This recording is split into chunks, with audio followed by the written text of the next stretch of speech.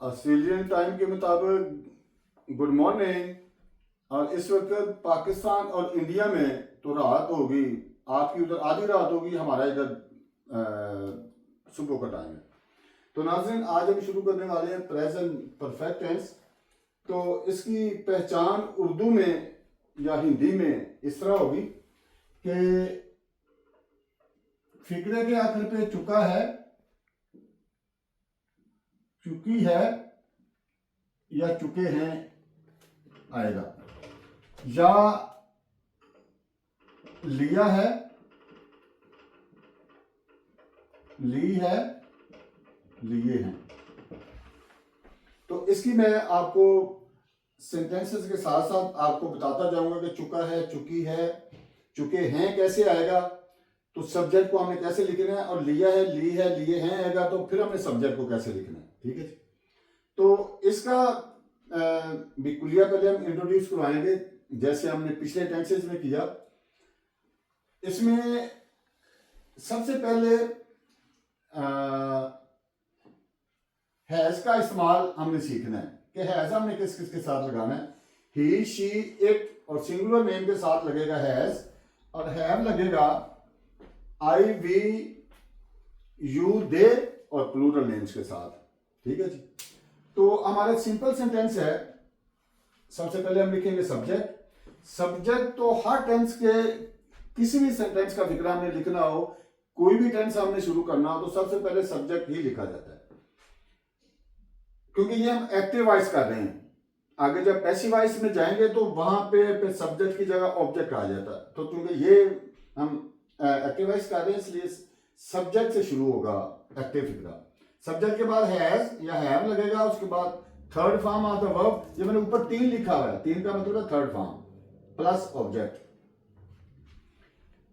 He has drunk milk, वो दूध P चुका है।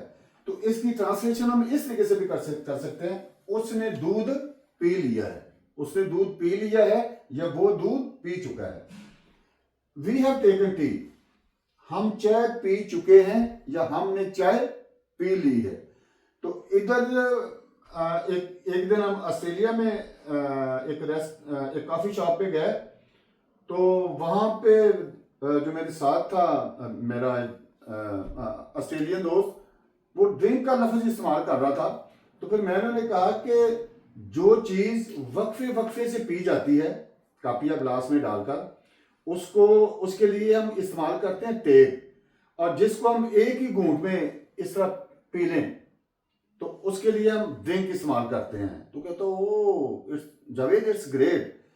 और जब मैं अपनी क्लास में इस तरह पढ़ाया करता था तो मैं बाहर से एक कप चाय का मंगवा लिया करता था। अगर बच्चा को टेक की जगह ड्रिंक लगाता था तो उसे मैं कहता था ये चाय का कप पकड़ और इसको पी, एक ही घूंट में पीना और मुंह से, तब आपने पीछे करना जब सारा कप खत्म हो जाएगा। तो सर ये नहीं होगा। तो मैंने कहना कि आज के बाद में ड्रिंक नहीं लगाना, और बच्चे सीख जाते थे अच्छे तरीके से, ज़हन कर लेते थे कि चाय के साथ या कॉफी के साथ टेक लगाना। He has taken tea, वो चाय पी चुका है। हमने चाय पी ली है या हम चाय पी चुके हैं। He has taken tea, वो चाय पी चुका है या उसने चाय पी ली है। They have complained against me, उन्होंने मेरे खिलाफ शिकायत की है या वो मेरे खिलाफ शिकायत कर चुके हैं। The PM has rung the bell,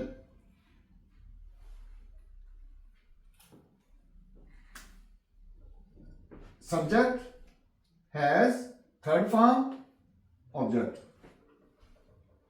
इसी तरह जब भी आप इस फिक्रे को लिखेंगे या इसको पढ़ेंगे तो इसका ध्यान आपने रखना है, इस फिक्रे में सब्जेक्ट कौन सा है, वर्ब कौन सा है, हैज हैव का इस्तेमाल हमने किस किस के साथ करना है, और ऑब्जेक्ट कहां पे है फिक्रे में।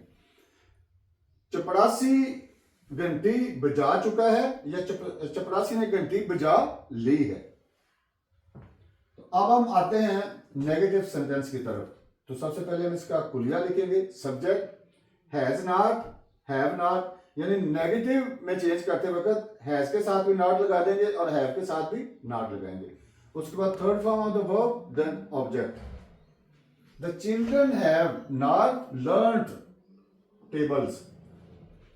बच्चों ने पहाड़े याद नहीं किए हैं, या बच्चे पहाड़े याद नहीं कर चुके हैं।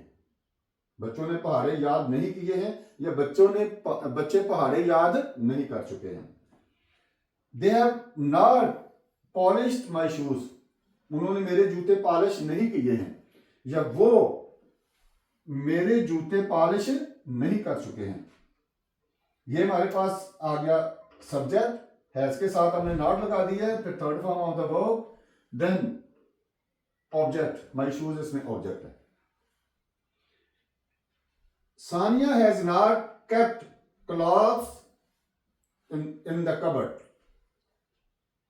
Sania has not kept clothes in the cupboard. Sania अलमारी में कपड़े नहीं रख चुकी है, या सानिया ने अलमारी में कपड़े नहीं रखे हैं। अब हम आगे चलते हैं।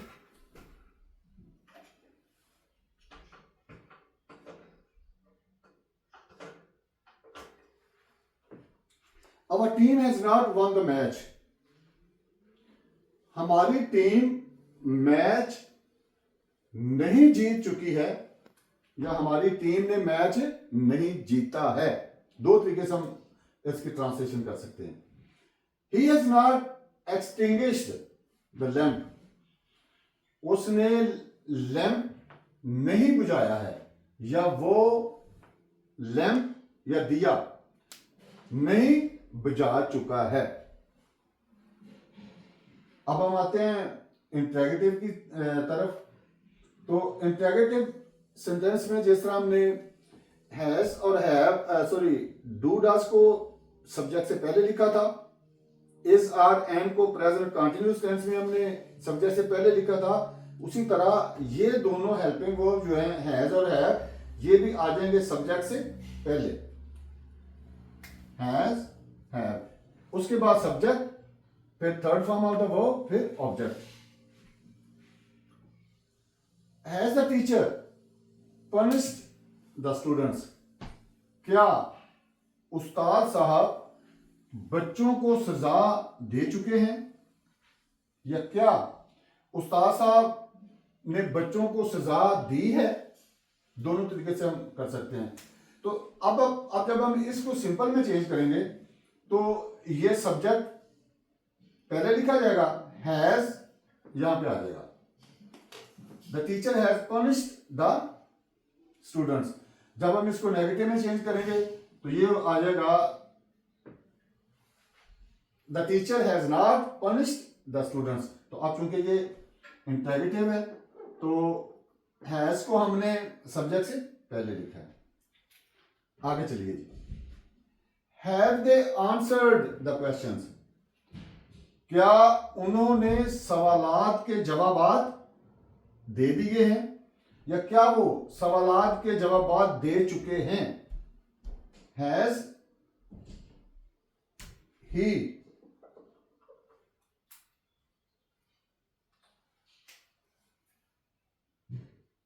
Has he locked the door.